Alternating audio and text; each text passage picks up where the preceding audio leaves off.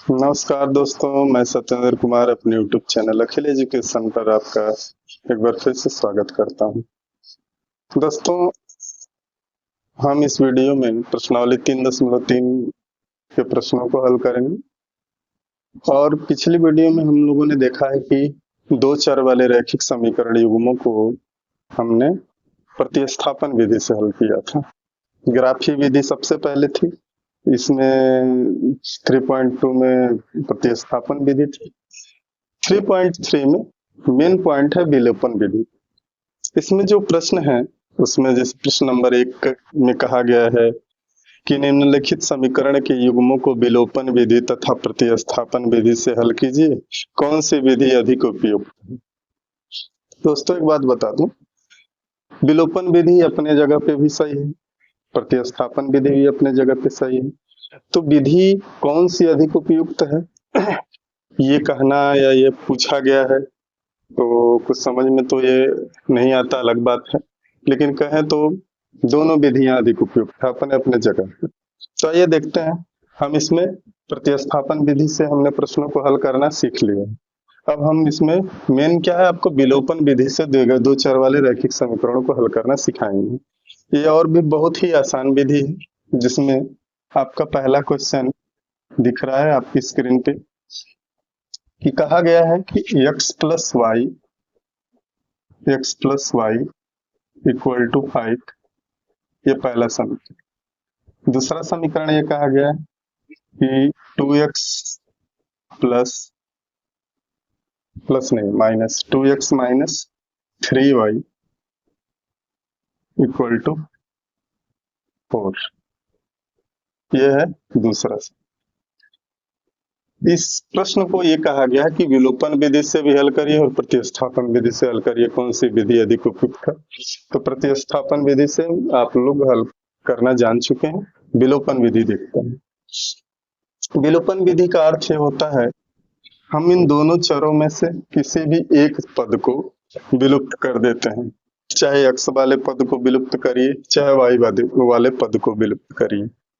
अब इसमें देख रहे हैं विलुप्त कैसे होगा कि जो समीकरण 1 है उसमें x प्लस वाई, समीकरण 2 में 2x माइनस 3y है। इसको ध्यान से समझिएगा, एक बार में समझ।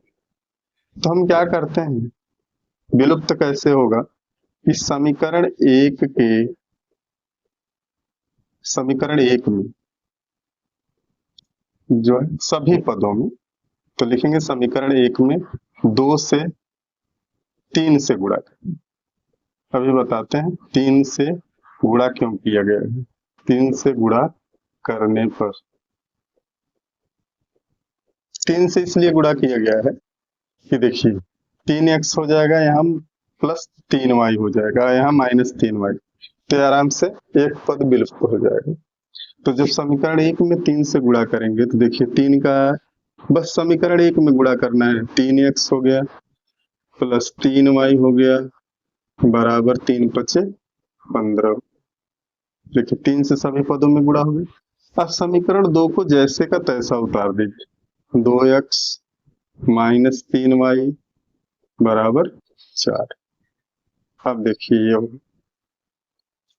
अब ये पद विलुप्त कैसे होगा, तो जब समीकरण ये मान लीजिए 3 हो गया और समीकरण ये 4 हो गया, तो इसको समीकरण 3 और 4 को ये जोड़ने पर यहाँ लिख सकते हैं, जोड़ने पर समीकरण 3 और 4 को क्या कर देंगे, जोड़ेंगे।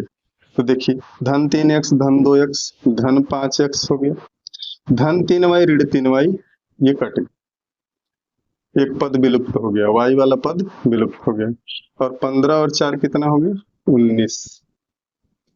x बराबर आ गया 19/5। ये x का मान आ गया, ये x का उत्तर आ गया। अब यही x का मान समीकरण 1 में रख दीजिए, x का मान समीकरण 1 में, समीकरण 1 में रखने पर समीकरण 1 में रखेंगे, समीकरण 1 है x प्लस वाई बराबर 5। x का मान क्या है, 19/5, यहाँ रख देंगे 19/5 प्लस y बराबर 5। अब y बराबर क्या हो जाएगा, 5, इसको लेफ्ट हैंड साइड में पक्षांतर करके ले जाएंगे, -19/5।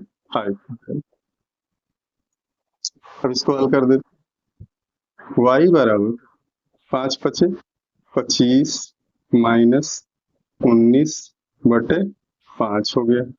y बराबर हो जाएगा, 25 में से 19 घटा दीजिए तो 6/6 ये आपका y का मान आ गया। ठीक, देखिए x का मान आ गया 19/5, y का मान आ गया 6/5। ये अपना दोनों उत्तर, ये है विलोपन विधि। ये बहुत आसानी से आपको समझ में आ जाएगा।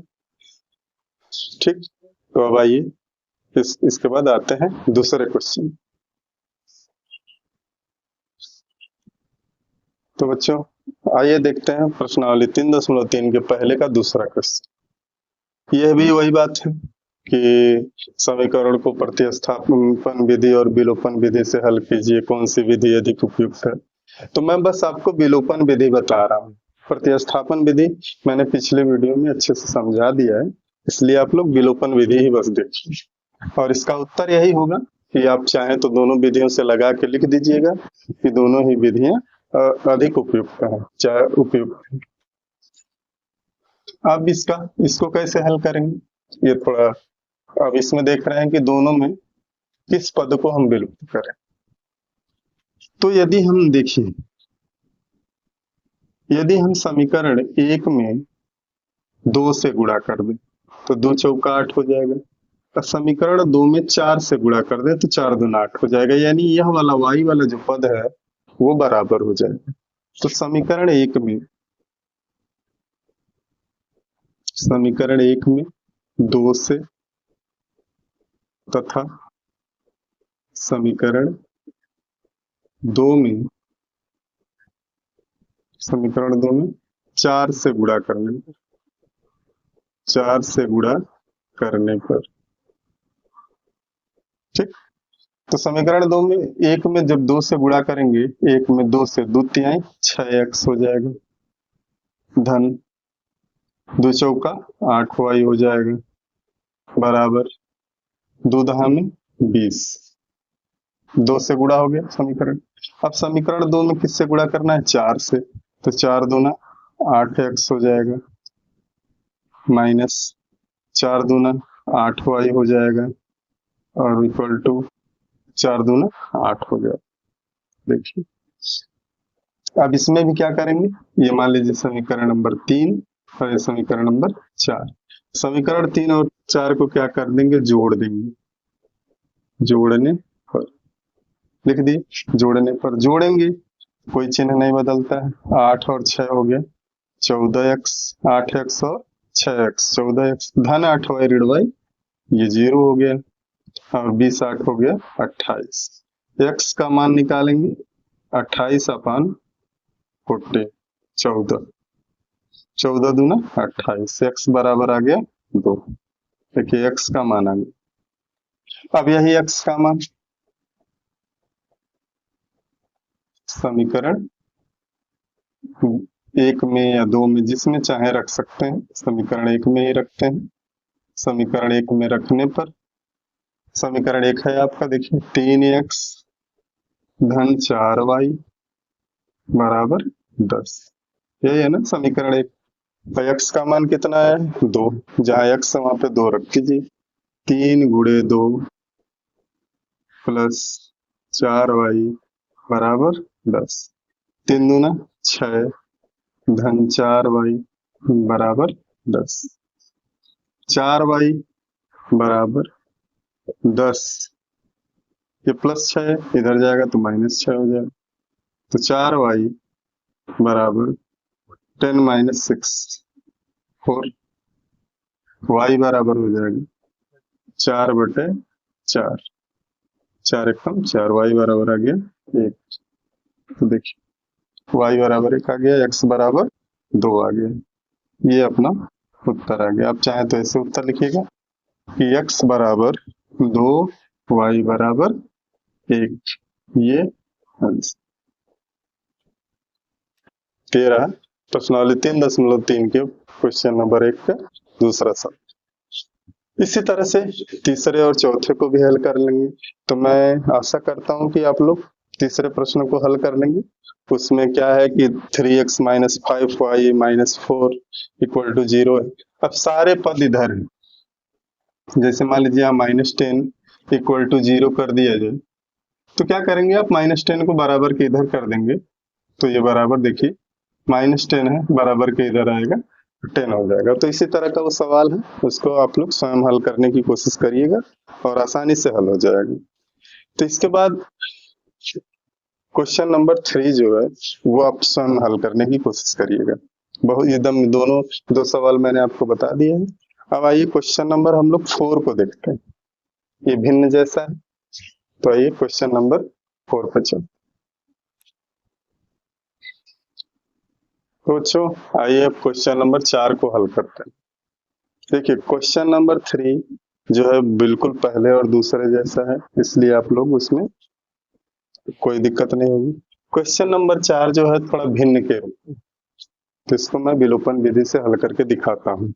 इसको हल करने के दो तरीके हैं, या तो इनको जो भिन्न के रूप में दिया है इसको हल करके आप एकदम साधारण सिंपल समीकरण बना लीजिए, या देखिए एक तरीका और है कि इस ऐसे ही इसको रहने दिया जाए और जो विलोपन विधि है तो यहाँ देख रहे हैं प्लस है और यहाँ माइनस है, यहाँ भी जो हर में है 3 है, यहाँ भी हर में 3 है। पहले समीकरण के अंश में 2y है और इस दूसरे समीकरण के अंश में मात्र y है। तो हम क्या करते हैं, समीकरण 2 में बस समीकरण 1 में कुछ नहीं करेंगे, बस समीकरण 2 में 2 से गुणा कर देते हैं। तो देखिए समीकरण 1 को जैसे का तैसा उतार दीजिए, x/2 धन 2y/3 बराबर ऋण 1, जैसा है वैसा उतार दिया हमने। समीकरण 2 में क्या करेंगे, 2 से गुणा कर देंगे, ठीक है। तो लिख नहीं रहा, 2 से गुणा, देखिएगा ये हो जाएगा 2x माइनस, देखिए 2 का ऊपर अंश में ही गुणा होता है, तो ये हो जाएगा 2y/3 बराबर 2×3 6। देखिए हो गया। अब इसको भी क्या करेंगे, जोड़ने पर अब जोड़ेंगे तो देखिए x/2 में 2x जोड़ना है, तो इसको ऐसे लिखेंगे x/2 प्लस 2x, क्योंकि भिन्न जैसा है तो इसको आराम से जोड़ेंगे, प्लस 2y/3 माइनस 2y/3, ये दोनों कट गया, बराबर -1 और +6 है तो ये 5 हो जाएगा, 6 में से घटेगा तो 5 हो गया। अब इसको हल करते हैं, तो 2 का 2x में गुणा कर दीजिए, तो हो जाएगा x प्लस 2 दूना 4x बटे 2 हो जाएगा, बराबर यहाँ हो जाएगा 5। ठीक, x और 4x भी जोड़ सकते हैं, तो हो जाएगा 5x बटे 2 बराबर 5, ऐसे लिख सकते हैं, क्रॉस मल्टीप्लाई कर देंगे तो 5x बराबर हो जाएगा 5 दूना 10, तो 5 दूना 10, x बराबर आ गया 2, x का मान आ गया 2। अब यही x का मान समीकरण लिख देंगे, x का मान समीकरण 1 में रखें या 2 में रखें उत्तर वही आएगा, तो x का मान समीकरण 1 में रखने पर, 2 में भी रखते तो और अच्छा होता, 2 में ही रखते हैं जल्दी हल हो जाएगा, x का मान समीकरण 2 में रखना है।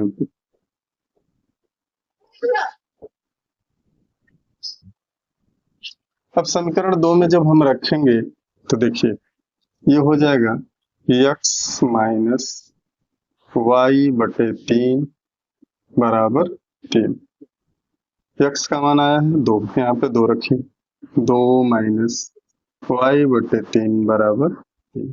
ठीक, क्या करेंगे, 2×3 6, 6 माइनस y/3 बराबर 3, इसका इधर क्रॉस मल्टीप्लाई करेंगे तो 6 माइनस y बराबर 3×3 9, ये हो गया।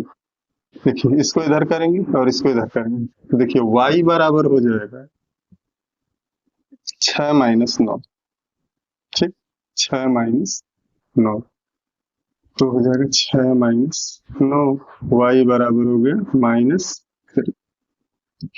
ये y का मान आ गया और ये x का मान, तो x बराबर आ गया 2 और y बराबर आ गया माइनस, ये अपना आंसर है। आप इसके उत्तर की जांच भी कर सकते हैं। x बराबर यदि हम यहाँ 2 रखें, y का मान यहाँ -3 रखें, तो कितना होगा? इसको हल करके यदि देखा जाए तो देखिए 2 माइनस ये -3 बटे 3 बराबर 3 आना चाहिए। अब देखिए 3 दूना 6, 6 माइनस माइनस प्लस हो जाएगा, ठीक, माइनस माइनस प्लस हो गया, तो बटा 3, 9 6 15, 3 दूना 6 माइनस माइनस प्लस हो गया और 9 6 15, तो 3 बचे। तो ये इस तरह से अपना ये दूसरा भी प्रश्न हल। ठीक, एक बार और इसको समझ लीजिए कि हमने क्या किया है कि समीकरण 2 में 2 से गुणा किया है, तो 2 से जब गुणा किया है तो देखिए 2x माइनस 2y बटे 3 बराबर 6 हो गया, ये कट गया है। इसको फिर से जोड़ा गया है x प्लस 2 में 2x, तो 2 दूना 4x हो गया है। x प्लस 4x बटे 2 बराबर 5 आ गया है, क्योंकि -1 प्लस 6 है, 6 में से घटेगा तो 5 बचेगा, 2 बचे 10 हो गया है, और 4x में एक x जोड़े हैं तो 5x बटे 2 बराबर 5 दूना 10 हो गया है। x बराबर आ गया है 5 दूना 10 किया है, 5x बराबर 10 हो गया है, x बराबर 2 आ गया। x का मान समीकरण 2 में रखा गया है, समीकरण 2 यही है आपका x माइनस, अब x बराबर यहाँ पे 2 रखें, 2, अब 2 को चाहे तो मैं पक्षांतर भी कर सकते थे, लेकिन मैंने गुणा कर दिया है, 3 दूना 6 माइनस वाई बटे 3 बराबर 3, 6 माइनस वाई बटे 3 बराबर 3 आया है, तो क्या किया 3 का 3 में गुणा कर दिए गए, 9 हो गए, तो 6 माइनस वाई बराबर 9 हो गया, वाई को इधर ले जाएंगे तो धन वाई हो जाएगा, 9 को इधर ले जाएंगे तो 6 माइनस 9 बराबर 3 आ गया। तो ये अपना प्रश्न हल हो। तो प्रश्नावली 3.3 का पहले का लगभग तीनों, पहले का पहला, दूसरा और चौथा हल हो गया, तीसरा आप स्वयं कर लीजिए। इसके बाद नेक्स्ट प्रश्न होगा, जो इबारती वाले प्रश्न है उनको समीकरण बना के लगाना है। तो मिलते हैं नेक्स्ट वीडियो में उन प्रश्नों को लेकर। यदि ये वीडियो आपको अच्छी लगी हो, समझ में आया, तो प्लीज लाइक जरूर करें, अपने ग्रुप में शेयर करें, जो दोस्त हैं उन सबके पास वीडियो भेजें, और मेरे चैनल को सब्सक्राइब करना ना भूलें। मिलते हैं अगली वीडियो में, जय हिंद।